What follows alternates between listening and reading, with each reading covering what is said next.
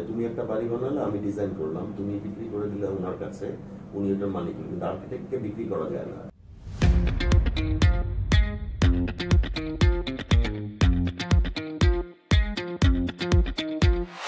আপনাদের সবাইকে স্বাগতম। আপনারা জানেন যে আমি আড্ডা উইথ সুহানা সবাই আমার খুব কাছের পাশের বন্ধুদের নিয়ে আপনাদের মাঝে নিয়ে আসি। তাদের জানা না জানা অনেক আড্ডা, তারা কি করে আড্ডা মারেন, কি করে ঘুমাতে পছন্দ করেন, কি করে বেড়াতে পছন্দ করেন, তারা পার্সোনাল লাইফে কেমন, সেটার কিছুটা আপনাদেরকে ধারণা দেওয়ার চেষ্টা করি। এবং মজার ব্যাপার হচ্ছে সবাই আমার খুব কাছের, তো সেরকম একজন কাছের মানুষ হচ্ছে মোস্তফা খালিদ পলাশ, আমি যাকে বাড়ি বলি। তো সেই জন্য প্রথমেই নাম বলতে গিয়ে তো যেটা বলছিলাম যে সবাই আসলে আমার খুব কাছের এবং তুমিও আমার খুব কাছের, কিন্তু অনেকেই আছেন যারা তোমার সম্পর্কে জানতে চান। যে সবাই জানে যে তুমি একটা বড় মাপের আর্কিটেক্ট, কিন্তু কি সাধারণ ভাবে তুমি চলাফেরা করো, কি সাধারণ ভাবে আমাদের সাথে মেশো, সেটার কিছুটা আমার মনে হয় যে ধারণা দিতে চাই। আমি বড় মাপের আর্কিটেক্ট এটা আমি কখনো মনে করি না। কোনো কিছুতে বড় মনে করলেই বিপদ। বড় মনে করলেই মাটির থেকে পাটা উঠে যায়, মাটি থেকে পা উঠে গেলে ধাপ্পাস করে পড়ার চান্স থাকে, আমি রিস্ক নিই না। সেই জন্যই আমি মনে করি যে আমি মানুষ হিসাবে মানুষ, আর্কিটেক্ট হিসাবে আর্কিটেক্ট, বা আমি তো অনেক কিছু করি, আসলে অনেক কিছু করার ইচ্ছা ছিল জীবনে, কিছুই করতে পারিনি দেখেই কিছুই হয়নি। আমার সম্বন্ধে জানতে চায়, ট্রু, এক একজন এক এক ভাবে জানে। কেউ আর্কিটেক্ট হিসেবে মনে করে, আমি পশ্চিমবঙ্গে যখন যাই তখন আমাকে মনে করেন বোধহয় সিঙ্গার, আবার আমি যখন আর্টিস্ট কমিউনিটিতে মিক্স আপ করি, তারাও আমাকে আর্টিস্ট হিসাবে দেখে। সেই জন্য আর কি সেরকম বড় কখনোই মনে করি না। আর সাধারণভাবে চলাটা তো কিন্তু একটা কঠিন কাজ। সবার সাথে মেশা, সব স্তরের মানুষের সাথে মেশাটা খুবই জরুরি। এবং নিজেকে তাহলে হয় কি আইসোলেট করা হয় না। সমাজের প্রতিটা স্তরে আমরা কেউই কিন্তু এমন কোন স্তর থেকে আসেনি, প্রত্যেকেই মধ্যবিত্ত ভ্যালুজ বলে।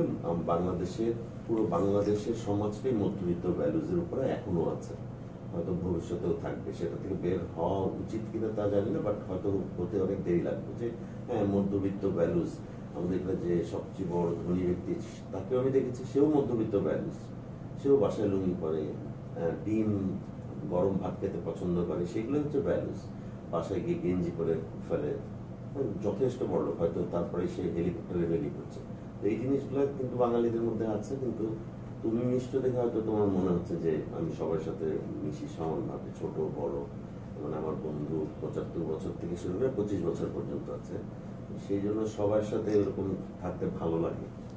সামটাইমস আই ফিল যে আমি বোধহয় আমার বয়স বাড়ছে না, আমি এক জায়গাতে আছি। আসলে তো বয়স বাড়ছে, কিন্তু মনটাকে স্থবির এক জায়গায় রাখতে পারলে খুব ভালো, যে আমি একটা জায়গায়, মাই মাইন্ড ইজ ইয়াং।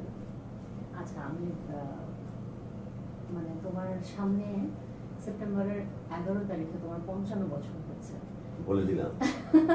এবার নিষেধ করা হয়েছিল, মানে প্রতিবারই পত্রিকায় বলে যে পলাশ টার্নস 54, 55। 50-এর পরে কিন্তু আমার আর বয়স বাড়েনি, বাড়বেও না। আমি বলে দিয়েছিলাম সেদিকে। আজকে আবার এটা true, I will be turning 55। মানে তোমার ছোটবেলাটা কোথায় কেটেছে? জন্মটা কোথায়? জন্ম ঢাকায়, জন্ম বেলি রোড। বেলি রোডে জন্ম।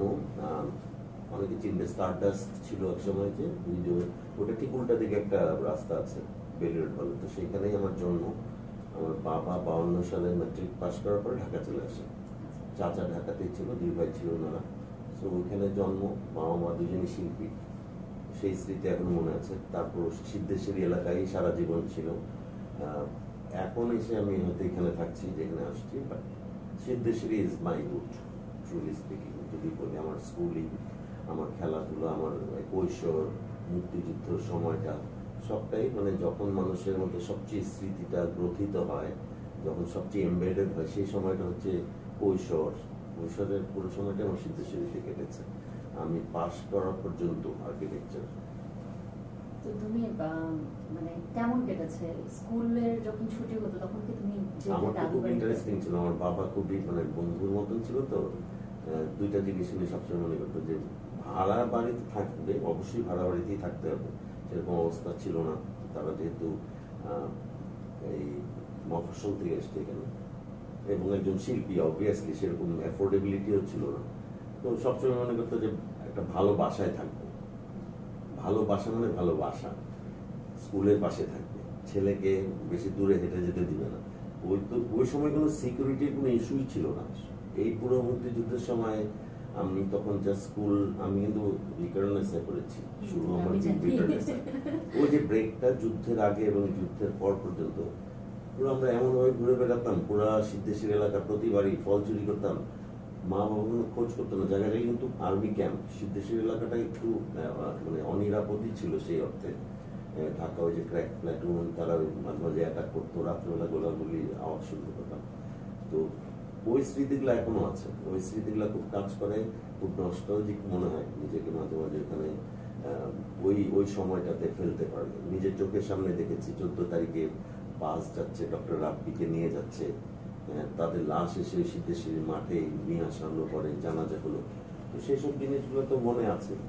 আরেকটা কি জানতে চাইলাম, আমি বলি 63 সাল, আর 4 বছর, মানে যথেষ্ট বয়স আমার, অবশ্য মেমোরি 2 বছর বয়সের মেমোরি আছে। সো ওই মেমোরিটা খুবই আমাকে মানে সবসময় আই ক্যারি দ্যাট মেমোরি। তোমাদের তো জন্ম হয়নি, খুব ইন্টারেস্টিং একটা সময় ছিল। বাবা হারিয়ে গেলে একবার আসে না, মা আছে, মা আবার মাঝে মাঝে ওই যে মুক্তিযোদ্ধাদেরকে চালের ড্রামের মধ্যে দেখি হাত ঢুকালে দেখি যে ব্রেড, বাবা এসে রাগ করলো, এটা আবার দিয়ে আসে রাত্রিবেলা আমাকে নিয়ে গিয়ে। তো এই জিনিসগুলো তখন ছিল, তারাও তো তখন ইয়াং, 52 যদি ম্যাট্রিক দিয়ে থাকে তাহলে খুব বেশি না, তার সঙ্গে 20 বছর, 36-37 বছর বয়স সেই সময়টাই ছিল। তো শিল্পী আবার 2জন চারুকলা থেকে পাশ করা। শিমুল হয়েছে, শিমুল খুব ছোট, আমার এক বোন ছিল যে মারা গেছে। তো সব মিলে ওই স্মৃতিগুলো এখনো একদম এভরিডে যখন ঘুম আসে না, ওই সময়কার স্মৃতিটা মনে করলেই ঘুমটা চলে আসে। দেয়ার আর সামথিং, মানে ওইখানে কেমন কেমন যেন ওইটাকে খুব আবেগতাড়িত করে সময়টা। মানে এছাড়া আর কিভাবে আড্ডা দিতে? যেটা বলছিলাম এটা জিজ্ঞাসা, ফুটবল তো খেলাধুলা টুকটাক তো সবাই করতো, ওই সময় গোল্লা ছুট খেলতাম সকালবেলা, তারপর ক্লাসে যেতাম, তারপরে হলো ছেলে মেয়ে তোমরা তো কোয়েট ছিল, তখন ক্লাস 3 পর্যন্ত ছিল, বাট আমি তো তার আগেই চলে আসছি, যুদ্ধ শুরু হয়ে গেল। তো তোমার আস্তে আস্তে যে আর্টের প্রতি একটা অ্যাট্রাকশন বাড়লো, ছবি আঁকতাম ক্লাসে, স্কুলে, সিদ্ধেশ্বরী স্কুলে তখন আমি খুব মানে একজন পপুলার ছাত্র, আমি স্কাউটিং করি, ছবি আঁকতে হলে কোনো জায়গায় লাগে, আলপনা আঁকতে হলে 21শে ফেব্রুয়ারি আমাকে ডাকতে হয়। বাসাটার ঠিক উল্টা দিকে সিদ্ধেশ্বরী স্কুল ছিল, মাঠটার পাশে আমাদের বাসা। তো বিকালে খেলাধুলা যা টিপিক্যাল আগে যা হইতো আগে, এখন তো সেটা হয় না। তো স্কুলে ওই যে দুপুরবেলা চলে যেতাম, দল বল নিয়ে, বন্ধু বান্ধব নিয়ে, সকালে চলে গেলে টিফিন ব্রেকে আমাদের স্কুলে টিফিন দিত না, সো আমরা আমার বাসায় চলে আসতাম, চাটা খেয়ে আবার চলে যেত। আবার বিকালবেলা গানের আসর, এটা হচ্ছে একটা রেগুলার ছিল কার্যক্রম। স্কাউটিং করতাম, সঙ্গে সঙ্গে আমরা বললাম যে ওই একটা কালচারাল অর্গানাইজেশন ছিল আমাদের সাঁকো নামে, সেটা করতাম। এগুলো অনেক কিছু করছি ছোটকালে। তো ছোটবেলায় থাকে না যে বাবা মার একটা স্বপ্ন থাকে, বা সবাই বলে ও তো বড় হয়ে অনেক বড় ক্রিকেটার হবে, ও তো বড় হয়ে অনেক বড় ডক্টর হবে, মানে এক একটা জিনিস মনে হয়। যেমন আমার ছেলেকে আমি মাঝে মাঝে, ও দরজা বন্ধ করা খোলে, আমি দুষ্টুমি করে বলি ও তো দারোয়ান হবে। আবার মাঝে মাঝে মেকআপ করা শুরু করে, আমার মেকআপ করা দেখে আমি বলি ও মেকআপ আর্টিস্ট হবে। তো তোমাকে দেখে বাবা মারা বা অন্য সবাই কি? শুনো, মুরগির কয়টা পা? 2টা পা না? আর সন্তান যদি 3টা থাকে তাহলে ওই 2 পা কে পায়?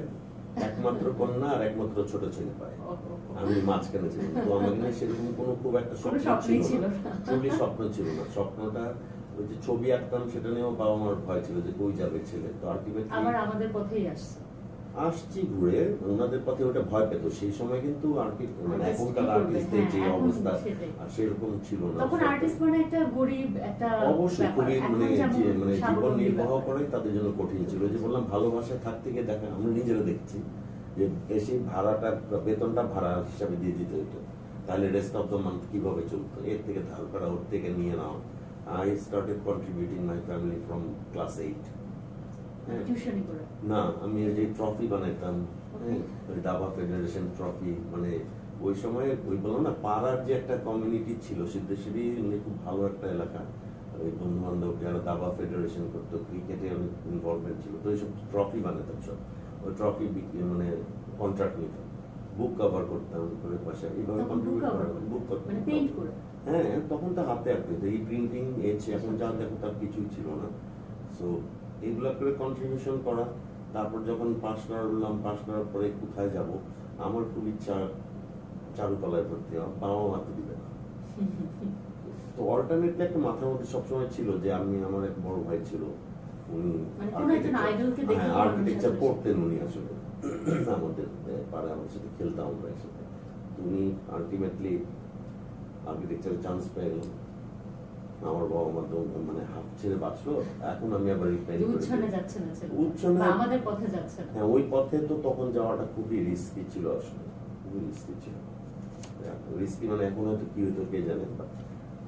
End of the day architect হওয়ার পরে ওই সেম আমি যেখানেই গেছি, আমি স্কুলে যখন পড়েছি, মানে স্কুলের যদি 5 জনের নাম বলতে হয় সারা এই 33 সাল থেকে আমার নাম আসবে, ওখানে আসতেই হবে। কারণ প্রতিটা শিক্ষক মানে এতটা ভালোবাসতো। আই ওয়াজ এ ফ্যাক্টর দেয়ার। তারপর ইউনিভার্সিটিতে গেলাম, ওইখানে যদি 5 জন ছাত্রের কথা বলতে হয়, আমার কথা বলতে হবে টিল টুডে। তো সেই সব মিলে ওটা হচ্ছে যে সামহাও সবাই আমাকে খুব ভালোবাসে। এটা কি কারণে, আমার কীর্তি বা আমার ক্রিয়েটিভিটির কারণে কিনা জানি না, but I am proud, I am blessed যে আমি সবার ভালোবাসা। যেটা হয়তো ওই যে মাটির এখনো স্যারদের দেখলে, টিচারদের দেখলে মানে মনে হয় যে আসলে এখনো টিচার এরকম যে আমি দাঁড়ায় থাকি সবসময়, মাথা নিচে করে থাকি, পিঠ লাগাই না চেয়ারের সাথে। আমি যাদেরকে আসলেই রেসপেক্ট করি তাদের সামনে আমি কিন্তু বসার সময় পিঠটা চেয়ারে হেলান দিয়ে বসি না। তোমার সামনে আমি পা উঠিয়ে বসেছি, usually I don't do this, অভ্যাস নাই, পিঠটাও লাগাই না। তো এই জিনিসগুলো হয়তো এই কারণে টিল টু ডেট আমি অসম্ভব রকমের ব্লেসড, মানে আশীর্বাদ পাওয়া যে মানুষ যে ভালোবাসা করছে। তুমি মানে স্কুলে পপুলার কেন ছিল? পড়াশোনার কারণে? পড়াশোনা, এক্সট্রা অ্যাক্টিভিটিস ছিল, স্কাউটের ট্রুপ লিডার ছিলাম, শেষে ছবি আঁকতে পারতাম। এগুলো তো এক্সট্রা অ্যাডভান্টেজ এই কারণে যে আমাদের ওইসব স্কুলে তো ছবি আঁকা শেখানো হয় না, কিন্তু কেউ যদি ছবি আঁকতে পারে তাকে অনেক কাজে লাগানো যায়। সিমিলার ভাবে গান বাজনা সবকিছু করতাম। আমি ক্লাস 6 থেকে ছাত্র ইউনিয়ন করতাম, কমিউনিস্ট। তো তুমি ছায়ানটে তোমার অনেকটা সময় কেটেছে। ছায়ানটে কেটেছে, সেটাও স্কুল 7-8 পড়ার সময় থেকে ছায়ানটে আমি ছিলাম 5 বছর। আমি সিতার শিখেছি ওস্তাদ খুরশিদ খান সাহেবের কাছে, উনি আমাকে বাসায়ও শেখাতেন। ওইখানেও ঘটনা সেম। খুরশিদ খান সাহেবের নাড়া বাঁধা ছাত্র খুব বেশি নেই। শেখ কামাল ছিলেন, কিন্তু আমরা সবাই জানি না। He was very good sitar player Sheikh Kamal. আমিও কিন্তু ওনার একজন নাড়া বাঁধা ছাত্র ছিলাম। হয় কি ক্লাসে, যে কোনো ক্লাসে আমি যদি আমার কোনো ছাত্রকে দেখতাম, আমি যেহেতু পড়িয়েছি, যদি দেখতাম তার মধ্যে সেই পোটেনশিয়ালিটিটা আছে, তাকে কিন্তু পিক করা হয়। কোথায় পিক করা হয়? অন্য কোনো কাজে না, মনের ভিতরে পিক করা হয়। উনি আমাকে নিজের থেকে এসে বলেছেন যে আমি যখন ফার্স্ট ইয়ারে পড়ি, সেকেন্ড ইয়ারে ছায়ানটে উঠলাম, তখন আই স্টার্টেড মানে টিচিং। পলাশ তুমি শিখাও, তো ওকে ফার্স্ট ইয়ার এগুলোকে শিখাতাম। এরপরে তো সেকেন্ড ইয়ার পরে যখন থার্ড ইয়ারে পড়ি, তখন সেকেন্ড ইয়ার, উনি তখনই আমাকে বলেছেন যে আমি তোমাকে বাসায় শিখাবো, আমি তোমার নাড়া বাঁধতে চাই। তো ওইটা একটা। তারপরে ওনার পরে 5 বছর, তারপর তো ইউনিভার্সিটিতে ঢুকলাম, চাপ অনেক, খুব কষ্ট। তখন আর ছায়ানটের শেষ। তারপরে আবার ওস্তাদ আবিদ হোসেনের কাছে শিখেছি অনেকদিন, উনি আমাকে অনেকদিন তালিম দিয়েছেন। আবিদ হোসেন খান সাহেব হচ্ছেন আয়াত আলী খান সাহেবের ছেলে, পুত্র। এইভাবে চলছে। তারপর তো প্র্যাকটিস বন্ধ হয়ে গেল। সেটার তো তুমি শিখেছো আসলে। প্র্যাকটিসটা বড় কথা না, তুমি সেটাকে কন্টিনিউ করছো এবং পাশাপাশি এতগুলো ইনস্ট্রুমেন্ট তুমি মানে নিশ্চিন্তে। ওই যে ভালোবাসে আমাকে, ইনস্ট্রুমেন্ট তোমাকে ভালোবাসে না, তুমি ইনস্ট্রুমেন্ট না, আমাকে ইনস্ট্রুমেন্ট ভালোবাসে। আমি তবলাতে শুরু করেছি, ইনস্ট্রুমেন্ট আমাকে ভালোবাসে। আমার গলা নাকি খুব খারাপ ছিল, এই জন্য আমার বাবা মা শিমুন আর আমার বোনকে গান শিখিয়েছে। আমার খুব শখ, আমি কিন্তু স্কুলে গিয়ে গান গাই, আমি স্কাউটিং করি, আমি গান গাই, আমি সাহিত্য সাংস্কৃতিক উপপরিষদ এখানে গান করি, আমি ছাত্র ইউনিয়নে গান করি, কিন্তু আমাকে বাসায় গানটা অ্যালাউ করা হয়নি। তো ওই যেরকম একটা কঠিন যন্ত্র, মেশিন গান ধরা দিল আমার হাতে, এটা চালাতেও পারি না, এখন ধরে প্র্যাকটিসও করতে পারি না। তারপরে কিন্তু দেখো আমি এতদিন পরে এসে গান গাচ্ছি অনেকদিন পরে। আমি গানটা সবচেয়ে সহজ পার্ট কি, এটা এরকম একটা যন্ত্র, যে যন্ত্রটা তুমি সবসময় ক্যারি করছো, যে কোনো সময় গাইতে পারছো, সেটা নিয়ে কোনো জায়গায় যাওয়া যায় না। আগে রিক্সায় করে যেতাম যখন ছায়ানটে, রাস্তাতে ভেঙে তো লোকজন, হ্যাঁ, এই বন্দুক, মেশিন গান থেকে সব বলতো। তো সেটা ওইটা ছিল। করতে করতে এই যে মানে আমার বললাম না, আমার যন্ত্ররা ভালোবাসে আমাকে, আমি তো ভালোবাসি ওদেরকে, ওরা বাসে বলেই যতটুকু চেষ্টা করি। আমি খুব বেশি প্রফেশনালি বাজাই না কোনো কিছু, ওর জন্য অজস্র পরিশ্রম, চর্চা দরকার, সেগুলো তো করতে পারি না, বাট আই ক্যান প্লে। তোমার বাসায় একটা খুব ইন্টারেস্টিং একটা গ্যাদারিং হয়, সেটা আমি মানে আমি প্রায়ই থাকি, সেজন্য আমি এটা বলতে পারবো যে এটা ইন্টারেস্টিং অন্য ওয়েতে। এটা খুব ক্রিয়েটিভ একটা গ্যাদারিং হয়। কেউ একজন গান ধরে, সেটা থেকে কোরাস হওয়া শুরু করে, কেউ নাচ করা শুরু করে, মানে এটাকে খুব মন থেকে, প্রাণ থেকে, মানে একটা ভালোবাসা থেকে হোক আর যেটা থেকে হোক, সবাই অনেক আনন্দ করে বাড়িতে ফিরি এবং আনন্দ নিয়ে বাড়িতে ফিরি। তার একটা বড় কারণ হচ্ছে গান, এবং সেটাকে তুমি এবং আপু দুজন মিলে সেটাকে অন্য জায়গায় নিয়ে যাও। মানে এটা কি তোমার কখনো মনে হয়েছিল যে আমি এটা প্ল্যানটা করে করবো? না না, হয়ে গেছে একবার। আমি বললাম না, আমি তো মানে আমি খুবই একজন মানে তৃষিত আত্মা। তৃষিত আত্মা মানে আমার কোনো কিছুতেই মন ভরে না।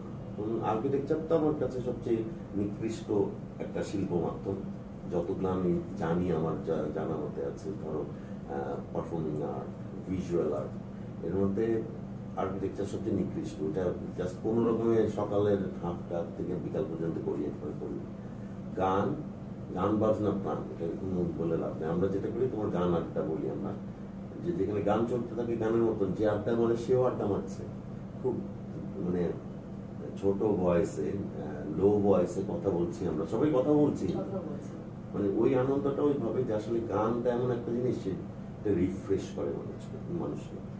এটার জন্য যেমন ছবি আঁকাও রিফ্রেশ করে মানুষকে, কিন্তু ওটা তো সবাইকে নিয়ে করা সম্ভব না। গান বাজনা সবাইকে নিয়ে করা সম্ভব, ভালো লাগে, এটা করি, এই জন্যই করি সবাইকে।